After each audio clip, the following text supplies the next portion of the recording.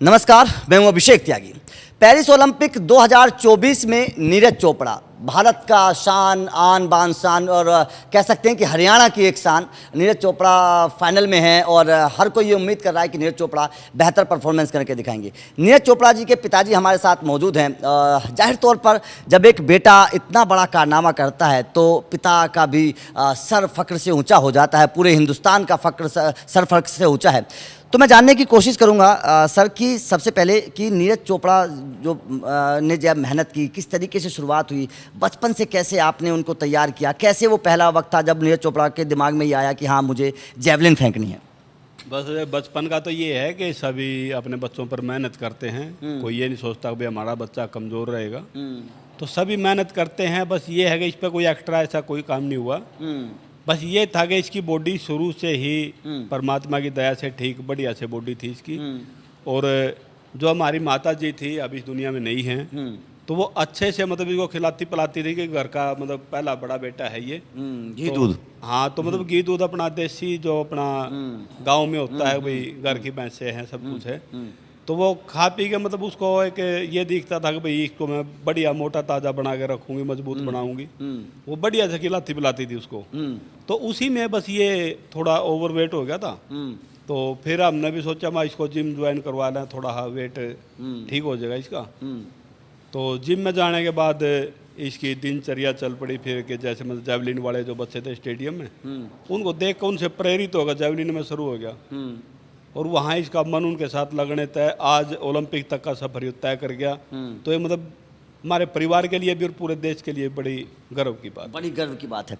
मतलब वजन ज़्यादा होना भी फायदेमंद है, ऐसा नहीं है कि गलत है। वजन ज़्यादा ना होता तो नीरज भैया जिम में ना जाते, जिम में ना जाते तो जेवलिन में ना जाते, हो सकता है, क्योंकि एक से एक कड़ियाँ मिलती चली जाती हैं। तो वजन ज़्यादा होना भी सही है।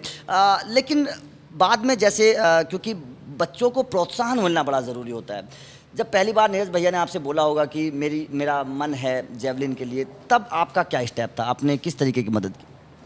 बस स्टार्टिंग में तो ना तो हमें पता था ना ही उस बच्चे को पता था। बस बच्चे को तो ये पता था, वो जो दूसरे बच्चे जो उससे सीनियर थे वो जेवलिन मतलब करते थे, ये तो उनको देख के सीखा है भाई ये भी कोई खेल होता है। और हमें बिल्कुल नहीं पता था कि हम तो कुश्ती, कबड्डी और मतलब ये 2-4 गेम है, इनको जानते हैं गाँव में।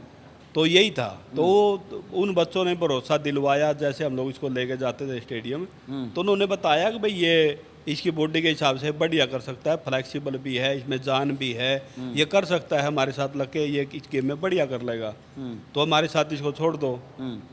तो उन बच्चों ने जो भरोसा दिलाया, हम भी मतलब उसमें थोड़ा हरीशक हम लोगों ने भी लिया है कि भाई चलो देखते हैं क्या कर लेगा ये, तो इसके हिसाब से ही अपना चलता रहेगा। तो जैसे ही प्रैक्टिस से जिम से टाइम बचता, वो उनके साथ जेवलिन करता और जेवलिन करते करते उसका इंटरेस्ट बढ़ता चला गया और उसकी परफॉर्मेंस जो थी वो ग्रो करने लगी। तो फिर उनने बच्चों ने जो इसके साथी थे, सीनियर साथी, उनमें जयवीर नाम है लड़के का, तो उसने बढ़िया से एक कोच भाई या मतलब आप किसी तरह भी उसको रिश्ते में जोड़ लो, वो हर तरह से इसके लिए एक परफेक्ट बन गया। जहाँ भी इसको जिस चीज़ की कमी महसूस होती थी वो इसको उपलब्ध करवाता था टाइम पे। भाई कहीं खेलने की दिक्कत है, जूते की दिक्कत है, कपड़े की दिक्कत है, वो हमारे से बोल के इसकी पूरी करवाता रहता। बस वहीं से उस सफ़र से और आज तक का इसने मतलब बढ़िया से हमारा भी भरोसा जीता, जो इसके साथी थे उनका भी भरोसा जीता और अपने देशवासियों का भी भरोसा, मतलब जो देशवासी करते थे उनके ऊपर भी खरा उतरा। तो आज तक मतलब वही है कि जो देशवासियों ने सोचा, बिलीव किया, आज तक उस पर ये मतलब बढ़िया चल पाया। तो ये हमारे लिए बड़े गर्व की बात है। एक खिलाड़ी की ज़िंदगी एक तपस्या होती है, मतलब तपस्या से गुजरना पड़ता है, आपको बहुत सारी चीज़ें छोड़नी पड़ती हैं, बहुत सारे चीज़ों को त्यागना पड़ता है। नीरज चोपड़ा का क्या रूटीन होता है दिन में, सुबह से उठने से शाम तक? किस तरीके की प्रैक्टिस करते हैं, क्या खाते हैं, क्या पीते हैं, क्या नहीं खाना चाहिए, आपको भी पता होगा, कैसे ज़िंदगी है उनकी? बस उसका ये है खाने का जो शेड्यूल है, वैसे तो इनका तो मीठा बैन है। जितने एथलीट होते हैं तकरीबन जिनको अपना वेट संभाल के रखना पड़ता है, इनके लिए मीठा मतलब ना के बराबर होता है। मीठा इनको खाना ही नहीं होता। और जो इनकी आप दूध पीते हैं नहीं पीते हैं? पीते हैं। अच्छा, हम पीते हैं नीरज भैया, लेकिन इनके लिए वो चीज़ें बैन है, ये नहीं कर पाते ऐसा। जैसे मतलब घी है वो भी नहीं खा पाते, बाहर कोई मतलब हम ये नहीं कह सकते ना वहाँ प्योरिटी है, वो तो घर पे आने के बाद प्योरिटी है। बिल्कुल बिल्कुल बिल्कुल। तो जो और न्यूट्रिशन जो हैं, जो इनका कोच अलाउ करता है, जो इनका फिजियो अलाउ करता है, उन चीज़ों पे ही इनको डिपेंड होना पड़ता है। और वो ही चीज़ें मतलब आगे इनको इनकी ताकत लगाओ या कुछ भी लगाओ, उसमें उसको बढ़ोतरी देती हैं और चलाती हैं। क्यों, जैसा हम लोग यहाँ मानते हैं कि भाई देसी अपना गांव में होता है, गांव में तो एक जैसे मतलब आलुआ है या मतलब एक चूरमा बना लिया देसी, जो हरियाणा मतलब वही बात है, हर खिलाड़ी के लिए घर में बनता है तकरीबन। तो ये है। बाकी अगर हम बाहर जाते हैं तो ये चीज़ें उपलब्ध नहीं होती, तो और चीज़ें हैं जो कोच अलाउ करता है भाई हम ये खा पी सकते हैं और हमारी बॉडी बढ़िया से इसमें चलेगी, तो वो खाते हैं। फिर जब नीरज भैया घर पे होते हैं, क्योंकि अभी तो खेल रहे हैं, जब घर पे होते हैं तब रूटीन किस तरीके का होता है? उठना बैठना प्रैक्टिस ये सब चीज़ें क्या रोज़ चलती हैं?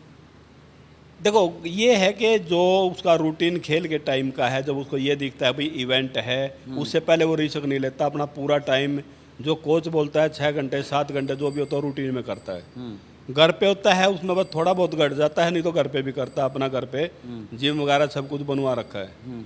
तो वहाँ पे अपना जो बॉडी रूटीन है, उसका कहना यह है कि एक दिन अगर मैं कम करूँगा तो ये समझ लो कि मैं एक कदम पीछे हट जाऊँगा। मेरे को डेली रूटीन में अपना जो वर्कआउट है, जो उसके कोच का और जो उनका कॉम्बिनेशन है कि भाई ये काम आज मेरे को करना है, वो उसी के हिसाब से करता रहे। बीच में मतलब जैसे संडे का दिन आ गया, एक दिन उनका होता है कि भाई हम संडे को छुट्टी रखेंगे, आज बॉडी को मतलब आराम देंगे, वो पूरी तरह मतलब आराम भी देगा। जब ये है कि आज मेरे को ये प्रैक्टिस करनी है, वो उस पर भी पूरा काम करेगा। बस जैसे उनका कोच और फिजियो डायरेक्शन देते हैं वैसे ही काम करता है। अभी हाल ही में नीरज भैया इंजरी से भी गुजरे थे, बड़ी इंजरी हुई थी, उसमें कुछ गेम नहीं खेल पाए थे। हमने पहला जब क्वालिफायर मुकाबला उन्होंने जीता, उसके बाद उन्होंने बताया भी था अपने इंटरव्यू में कि मैंने कुछ गेम छोड़े हैं इंजरी की वजह से, तो मतलब इस पेरिस ओलंपिक की वजह से, इसके चक्कर में। उस वक्त कैसी मतलब क्या तैयारियाँ थी उनकी? देखो तैयारियां तो जो मतलब बढ़िया थी, हर जगह से हम ये नहीं कह सकते, सरकार बहुत साथ दे रही है खिलाड़ियों का, हर जगह मोटिवेट भी करती है, जहां पैसों की ज़रूरत, खाने की ज़रूरत, हर चीज़ मुहैया करवाती है। उसके बावजूद भी जो मतलब एक खिलाड़ी का जो रूटीन है वो एक अलग तरह हुआ है। उसका जो मतलब उठना बैठना खाना पीना या हर तरह से जो मतलब होता है वो एक अलग तरह का होता है। एक किस्म का जैसे हम लोग सन्यासी बोलते हैं, बिल्कुल बिल्कुल, तो वो होता है, हर तरह की तपस्या इसके अंदर है। भाई दोस्त हैं उनसे भी हटना पड़ा है, भाई दोस्त मतलब जो मेरा वर्कआउट है वो करने के बाद है, लेकिन वर्कआउट के टाइम में वो भी नहीं है। तो काफ़ी कुछ चीज़ें हैं जो छोड़नी पड़ती हैं। देखिए टोक्यो ओलंपिक में तो आ ही चुका है, पेरिस ओलंपिक में भी अब मेडल की उम्मीद है। नीरज भैया की शहनाई कब बजेगी, शादी कब होगी, वो तारीख आप मुझे बता दीजिए ताकि लोगों को पता चल जाए जो उनको चाहने वाले हैं। शादी का तो ये है, अभी तक तो उसकी तरफ से कोई आ नहीं है।